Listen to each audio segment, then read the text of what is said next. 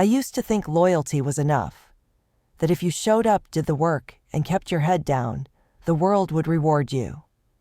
I was wrong.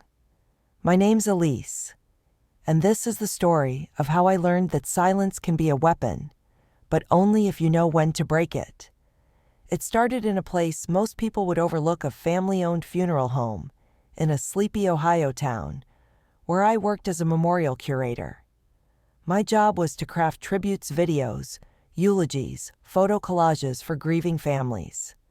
I turned their memories into something beautiful, something that helped them say goodbye. I was good at it. Too good, maybe. That's what got me in trouble. The funeral home.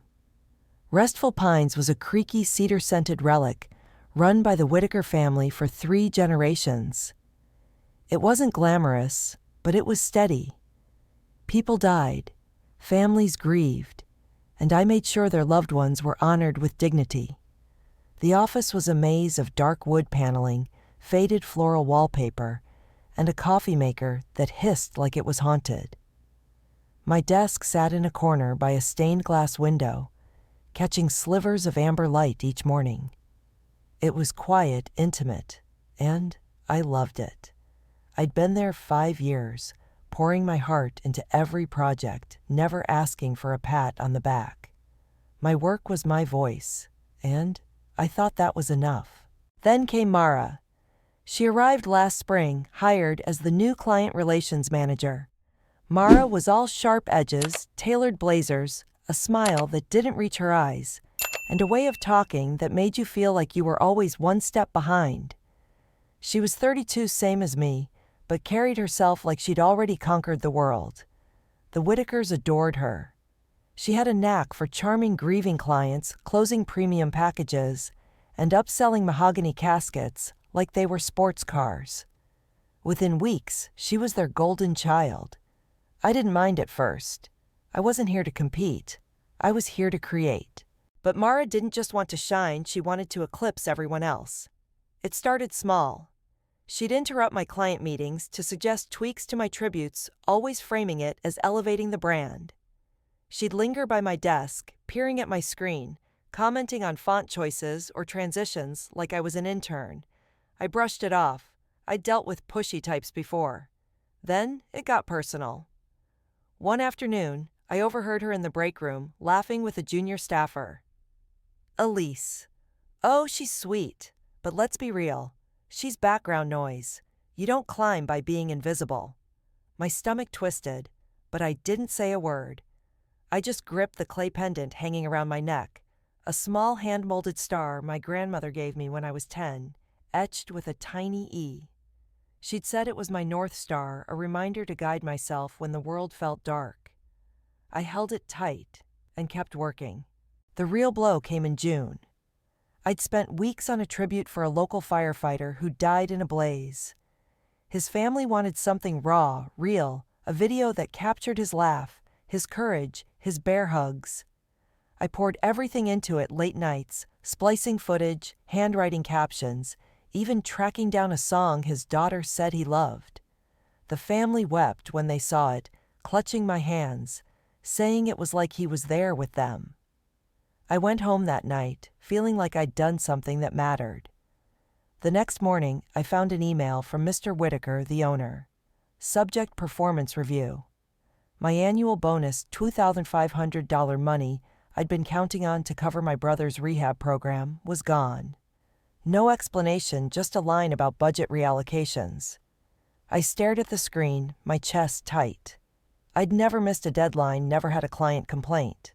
Why me? I got my answer later that day. Mara swept into the office, beaming, sporting a new smartwatch that probably cost more than my rent. She made a show of thanking Mr. Whitaker for her performance incentive. I did the math. Her bonus matched my cut dollar for dollar. I sat there, the hum of the air conditioner drowning out her laugh, and felt something shift inside me. Not anger, not yet. It was sharper, colder. Clarity. Mara hadn't just taken my bonus. She'd taken credit for my work. I checked the client files that afternoon.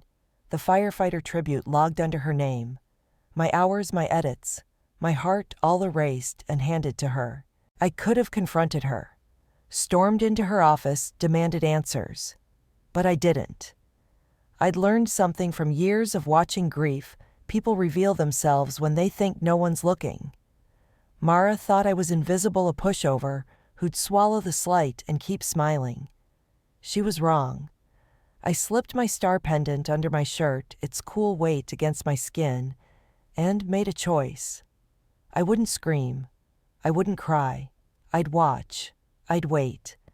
And when the time came, I'd make sure she saw me. That night, I sat in my apartment, a one-bedroom with peeling paint and a view of a gas station.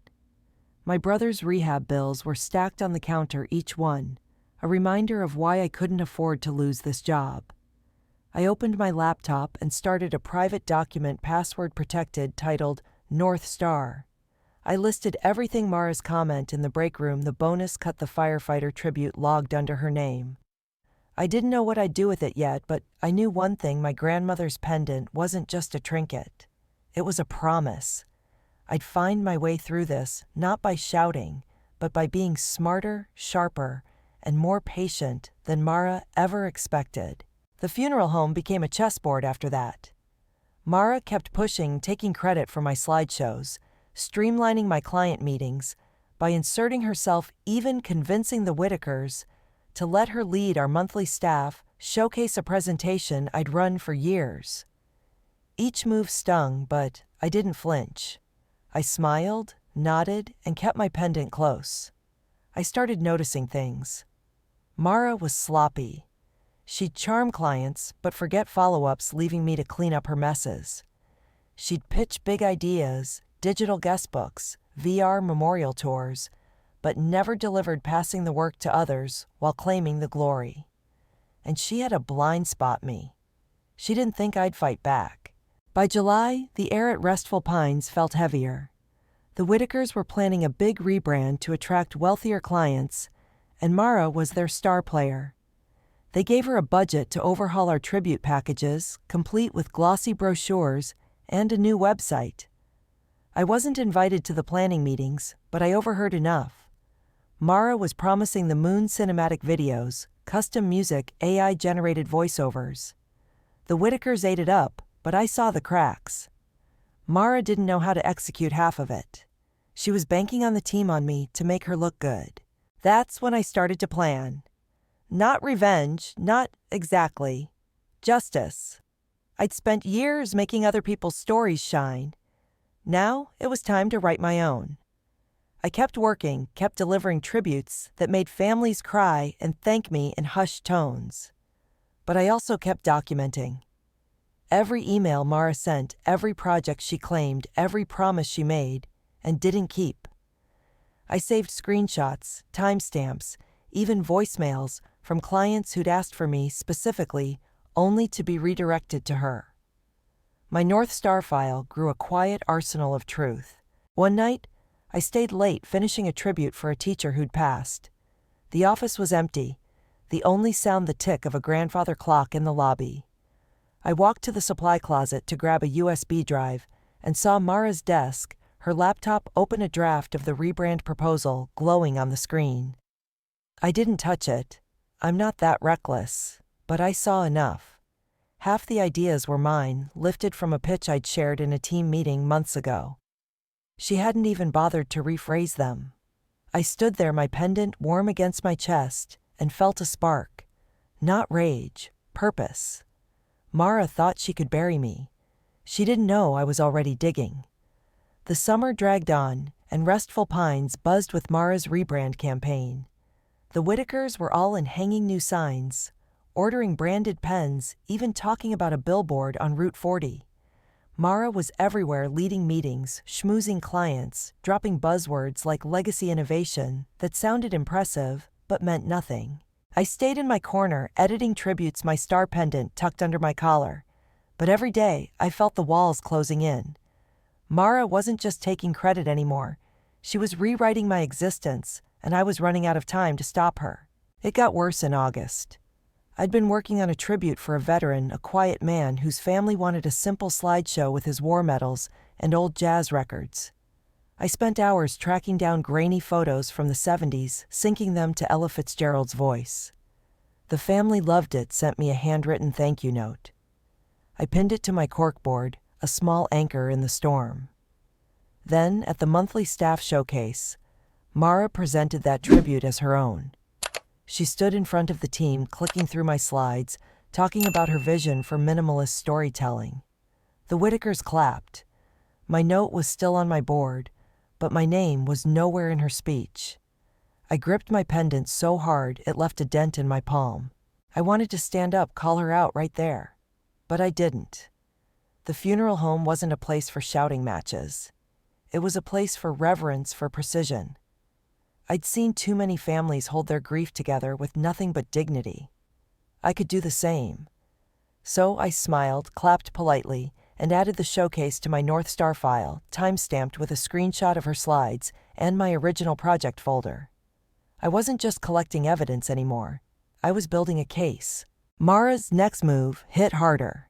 The Whitakers announced a new role, creative director, someone to oversee all tribute projects and report directly to them. It came with a $15,000 raise and a private office. I'd been at Restful Pines longer than anyone on the creative team, had the best client feedback, and knew the systems inside out. I didn't want the spotlight, but I wanted that role. It wasn't about the money, though. It would have covered my brother's rehab for a year. It was about respect. I submitted my application, a 10-page portfolio of my tributes, client letters, and workflow improvements I'd built over the years. I stayed late polishing it, my pendant, catching the desk lamp's glow. I hit send and felt a flicker of hope. 2 days later, Mara got the job. No interview, no portfolio, just a handshake and a press release on the company website. I checked the internal job log. My application was marked received, but never opened. I sat in the break room staring at my cold coffee, while Mara's laugh echoed from the Whitakers' office. She'd done it again, and this time it wasn't just a bonus or a project. It was my future. I opened my North Star file that night and added the job posting, the press release, and a note. She didn't apply. She was chosen. My hands shook as I typed, but I didn't cry. I was past that. I was counting. The funeral home's atmosphere shifted after that. Mara's promotion gave her free rein, and she used it to sideline me further. She reassigned my biggest client accounts to herself, saying it was to ensure consistency. My desk was moved to a dim hallway near the embalming room, where the air smelled faintly of formaldehyde. My old spot by the stained glass window went to a new hire, a 23-year-old who called Mara inspirational. I overheard staff whispering not about me, but about how Mara was transforming the business. They didn't see me anymore. I was a ghost in my own workplace. But ghosts can see things the living miss. Mara's sloppiness was getting bolder. She'd promised clients impossible deadlines, 48-hour tributes with custom animations, then dump the work on me or the junior team, taking credit when we delivered. She'd expense lavish client lunches, claiming they were networking. But I saw the receipts on the shared drive, $200 wine bottles, steak dinners, no clients listed. She was skimming not just credit but money. I saved every receipt, every email, every client complaint she ignored. My North Star file was now 47 pages, a mosaic of her lies. I started to see Mara differently. She wasn't a cartoon villain. She was desperate. Her charm was a mask for insecurity. I'd caught her once, late at night, staring at her laptop, muttering about proving herself. She'd grown up in a small town like this one, clawing her way out of a rough childhood. Or so she'd told a coworker. She wasn't evil, she was terrified of fading into obscurity. That didn't excuse her, but it explained her. She thought stepping on me was the only way to climb. I almost pitied her. Almost. The turning point came in September. The Whitakers were hosting a regional funeral expo, a big deal, where Restful Pines would showcase its rebrand to industry reps and wealthy families. Mara was set to present the new tribute packages, her vision for the future. She'd been hyping it for weeks, promising a live demo of a VR memorial tour. The problem, she hadn't built it. I knew because I'd been quietly testing the software myself, teaching myself VR basics on weekends. Mara didn't know the first thing about it. She was counting on the team to bail her out like always. I could have let her crash. Part of me wanted to watch her fumble in front of 200 people, her charm crumbling under the spotlight. But that wasn't enough. I didn't want her to fail. I wanted her to be seen for what she was. And I wanted my work to be seen for what it was, so I made a choice, one that felt risky but right. I'd build the VR demo myself, better than anything Mara could fake. I'd let her present it, let her think she'd won. And then, when the moment was perfect, I'd show the truth, not with a fight, but with proof. I worked in secret late nights in my apartment, my pendant dangling as I leaned over my laptop. I used open-source VR tools, piecing together a demo that let families walk through a digital garden, photos of their loved ones blooming like flowers. It was simple but powerful, the kind of thing Restful Pines could actually deliver. I tested it until it was flawless, then uploaded it to a private server accessible only with a link. I didn't tell anyone, not even my one work friend, a quiet embalmer named Tim who'd always been kind. This was my move, and I needed it to be clean. The expo was a week away when Mara made her boldest move yet. She sent an all-staff email announcing that the creative team, my team, was being restructured to align with the rebrand. My role was downgraded to assistant curator, a made-up title with no client contact, and a 10% pay cut. I'd report to her directly, effective after the expo. The email was polite, professional, but I saw it for what it was, a final push to erase me. I printed the email, added it to my North Star file, and touched my pendant. She thought this was checkmate. She didn't know I was rewriting the board. That night, I sat on my couch, the rehab bills still unpaid, my brother's latest voicemail. "I'm trying, Elise, I swear," looping in my head. I opened my VR demo and watched the digital garden bloom, my star pendant catching the screen's light. I wasn't just fighting for my job anymore. I was fighting for the part of me that believed in doing things right, even when no one noticed.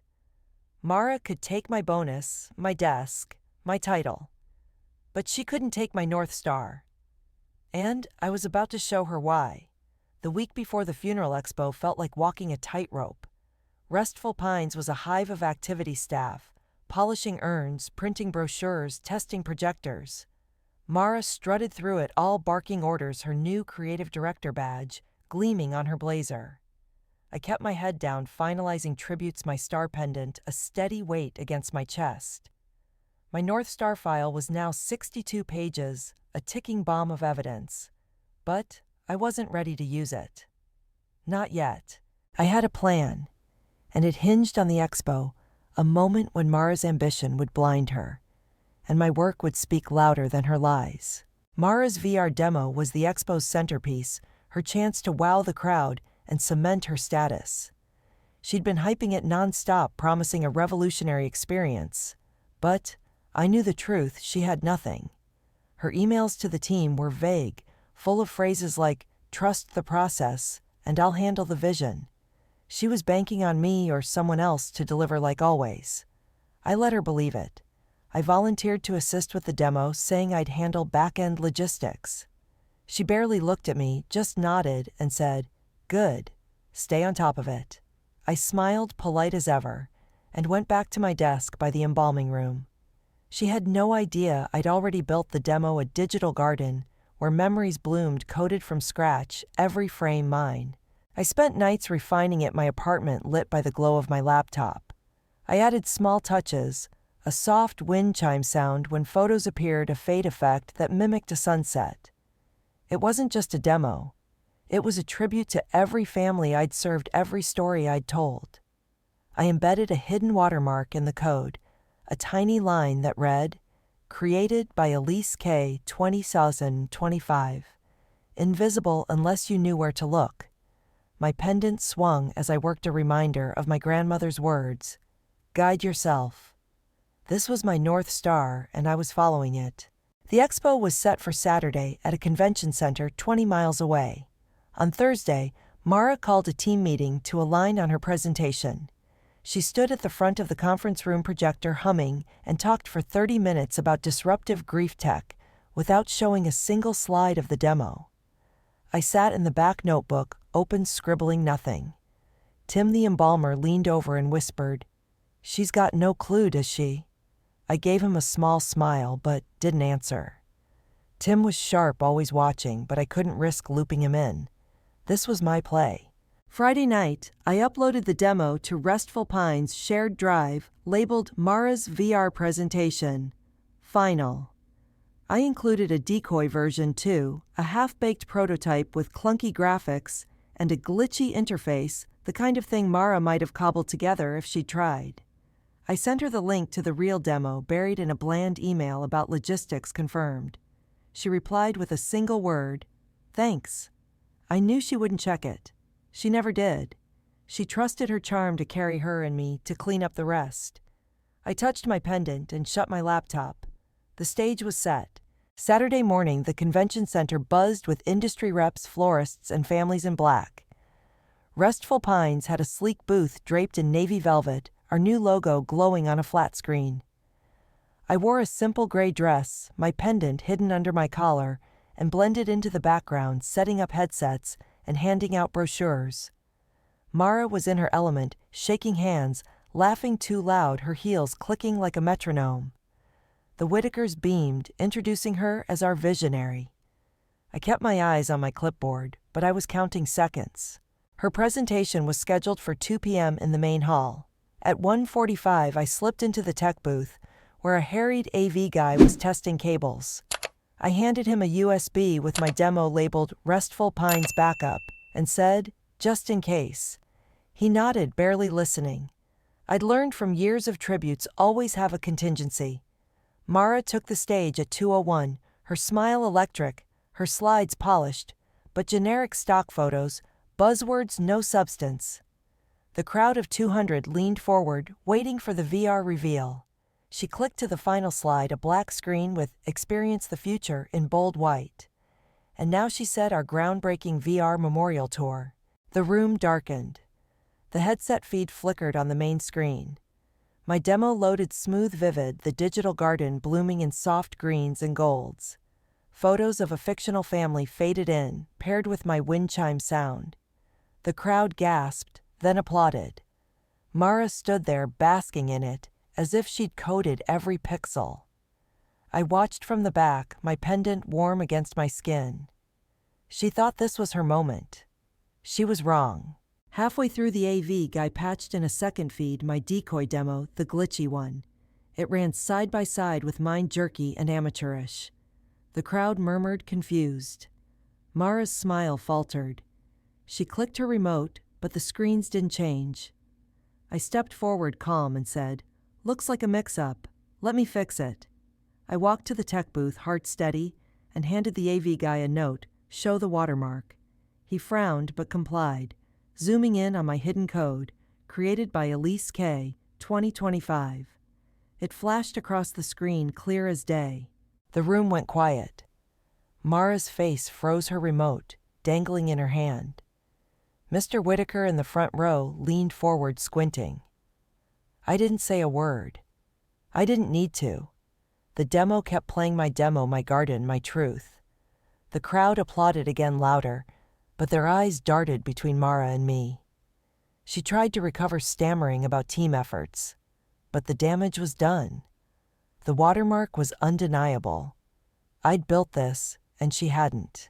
I could have stopped there, let her squirm, but I wasn't done. I'd brought my North Star file condensed into a 10-page report, every stolen project, every fudged expense, every client complaint she'd buried. I printed 3 copies, stapled professional, no emotion, just facts. I slipped one to Mr. Whitaker as the crowd milled out, saying only, "You might want to review this." He took it, his face unreadable. I gave another to Tim, who'd been watching me all day, his eyes sharp with understanding. The 3rd copy stayed in my bag, a quiet promise to myself I was ready for whatever came next.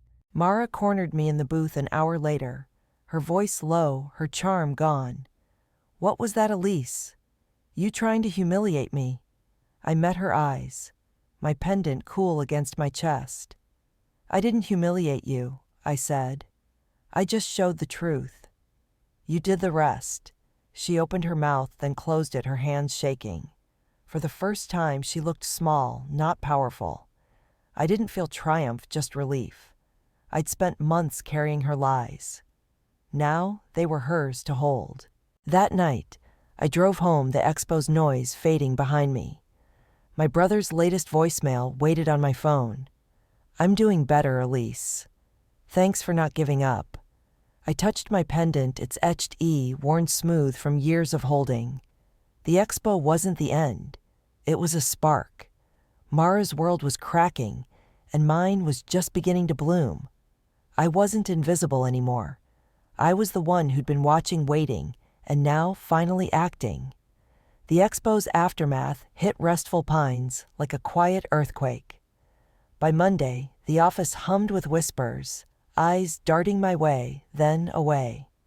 Mara's laugh didn't echo anymore. She kept her door closed, her badge missing from her blazer. I sat at my hallway desk, the formaldehyde scent sharp, my star pendant tucked under my sweater. My North Star report was out there now in Mr. Whitaker's hands and Tim's. I'd lit the fuse, but I didn't know how big the blast would be, or if it would burn me too. Mr. Whitaker called me into his office at 10 a.m. His desk was a fortress of mahogany stacked with files and a single photo of his late father, the home's founder. He held my report pages, dog-eared, a pen poised like a judge's gavel. "Elise," he said, voice low. "This is thorough. Walk me through it. No pleasantries, just business." I took a breath, my pendant steadying me, and started. I didn't accuse. I explained. The stolen tributes logged under Mara's name. The $200 in questionable expenses, wine dinners, a consulting fee to a friend who never showed. The client complaints she'd deleted from the system, which I'd recovered from backups. I kept it clean, factual, my voice even. He listened, scribbling notes, his face unreadable. When I finished, he leaned back, rubbing his temples. "Why didn't you come to me sooner?" he asked. I could have lied, said I was scared, but I didn't. I needed proof, I said. Not just words. Something you couldn't ignore. He nodded slow, like he was seeing me for the first time. "You've got guts," he said, then paused. "And talent. That VR demo, that was all you." I nodded, my pendant warm against my skin. He set the report down, heavy as a brick. "I'll need to review this with legal. Stay discreet." I stood, thanked him, and left. Discreet was my language. Mara wasn't in the office the next day. Or the day after. Whispers grew sick. Leave personal emergency, a resignation. I didn't ask. I didn't need to. I kept working, delivering tributes, my inbox filling with client thank yous Mara used to intercept. Tim caught me in the break room, his eyes glinting. "You shook the tree, Elise," he said, holding up my report. "This is gold. You know that, right?" I shrugged, stirring my coffee. "Just doing my job." He laughed soft. "Sure, but you did it like a surgeon." I smiled, my pendant a quiet anchor. Tim was an ally now, but I'd learned not to lean too hard on anyone. By Wednesday, the Whitakers called an all-staff meeting. No Mara, just Mr. and Mrs. Whitaker, their faces tight. They announced a leadership transition and an internal audit to ensure alignment. No details, no mention of my report, but I felt the room shift. Staff glanced at me, some curious, some uneasy. The new hire at my old desk fidgeted, her inspirational Mara mug untouched. I kept my eyes on my notepad, my pendant hidden. I didn't need applause. I needed results. That afternoon, Mrs. Whitaker pulled me aside. She was softer than her husband, but sharp, her eyes missing nothing. "Elise, we're reinstating your bonus," she said. "And we're reviewing your role. That assistant curator nonsense gone. We'd like you to lead the creative team effective next week. Same pay as Mara's director role." She handed me a folder. A contract of $15,000 raised my name in bold. I took it, my fingers brushing my pendant. "Thank you," I said, voice steady. "I'll think about it." She blinked surprised, but nodded. Let us know by Friday. I drove home the folder on my passenger seat, my brother's rehab bill still unpaid, but less crushing now. The bonus would cover 3 months. The raise could change everything. But I wasn't sure I wanted it. Not because I doubted myself I'd proven what I could do, but because I didn't want to be their redemption story, a shiny fix for their oversight. I'd fought for my place, not theirs.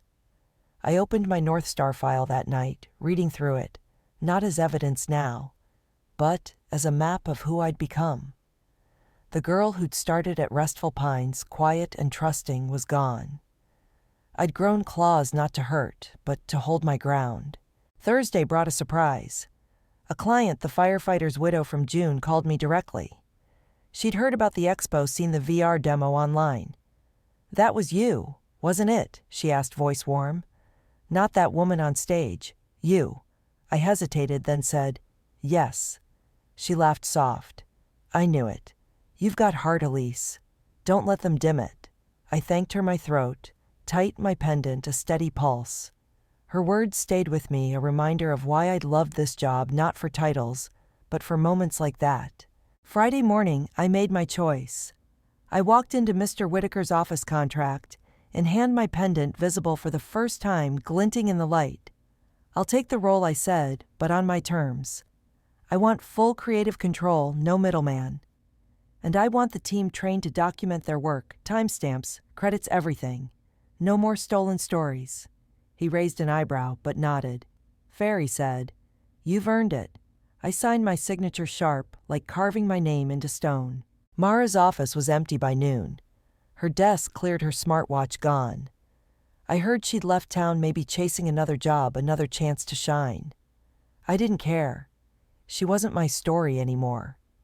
I moved back to my old desk by the stained glass window, the amber light warm on my screen. My first act as creative lead was to email the team, not about me, but about them. Log your work. Claim your credit. You're not invisible. I attached a template, simple, time-stamped, inspired by my North Star file. No one would be erased again. That night, I paid my brother's rehab bill, the first full payment in months.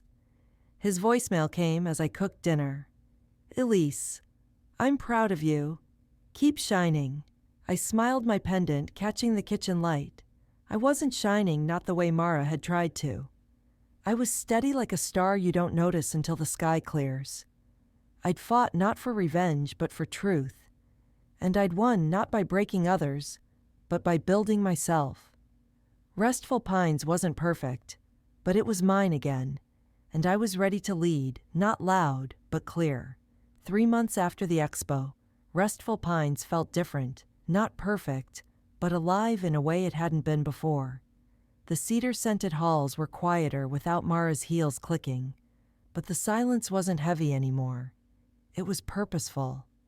I sat at my desk by the stained glass window, the amber light spilling across my keyboard, my star pendant resting openly on my chest. I'd taken the creative lead role not as a trophy, but as a promise to myself, to the team, to every family we served. This wasn't about winning. It was about building something that lasted. Leading wasn't what I'd expected.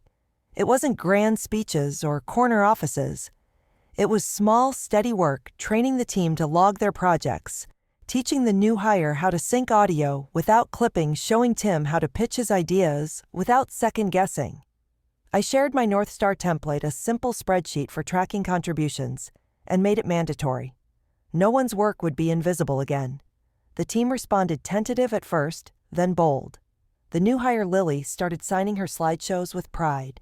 Tim proposed a low-cost streaming service for remote memorials, and I pushed it to the Whitakers, who greenlit it in a week. The office hummed with ideas, not whispers.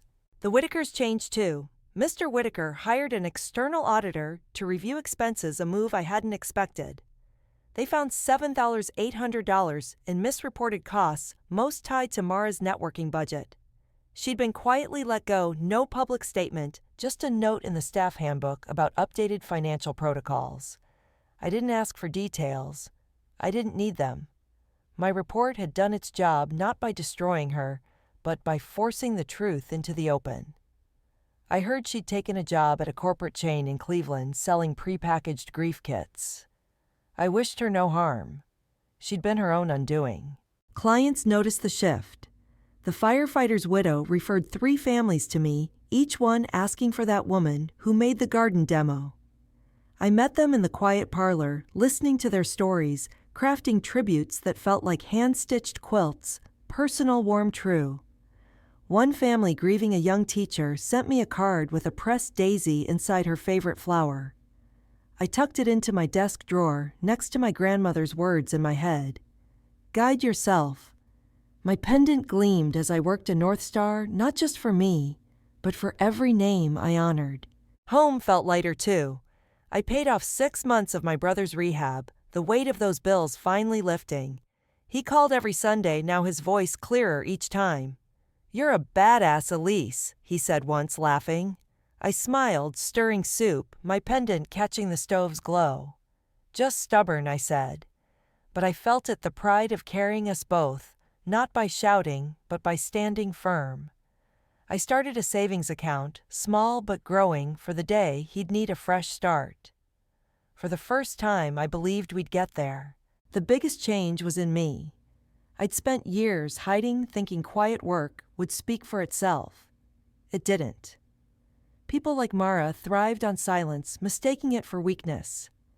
I'd learned to break that silence not with anger, but with precision. A watermark.